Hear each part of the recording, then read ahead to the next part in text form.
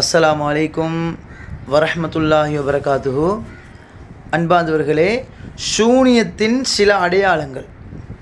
ஒரு மனிதன் மீது சூனியம் செய்யப்பட்டிருந்தால் அவரிடம் இந்த விடயங்களை கண்டுகொள்ளலாம். முதலாவது, அவர் எந்த அமலையும் செய்ய மாட்டார். அமல்ல வெறுப்போடு வாழ்வார், அமலையே செய்ய மாட்டார். ரெண்டாவது, தற்கொலை செய்ய அடிக்கடி முயற்சி செய்வார்.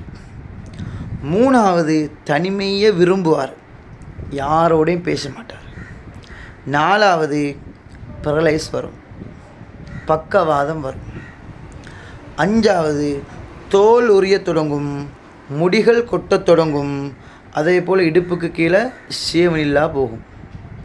அதே போன்று உடம்பெல்லாம் எரியும், குறிப்பாக கால் அப்படி எரியும்.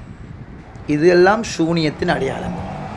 அதே போன்று அதிகமாக சாப்பிட மாட்டார், ஒரு சைக்கோவை போல இருப்பார், ஒரு பைத்தியக்காரனை போல இருப்பார். அவருக்கு எந்த சொத்தும் அவருக்கு கணக்கில்லை, அது விளங்காது, அவருடையன்னு அவருக்கு தெரியாது. அதே போன்று எல்லாரையும் வெறுப்பார். இவைகள் சூனியத்தின் அடையாளங்கள். ஒரு மனிதன் மீது சூனியம் செய்யப்பட்டிருந்தால் இந்த அடையாளங்களை கண்டுகொள்ளலாம்.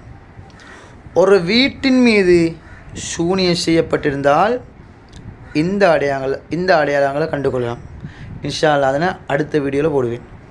இந்த சூனியம் படாமல் இருப்பதற்காக வேண்டி நாங்கள் என்ன செய்யணும்?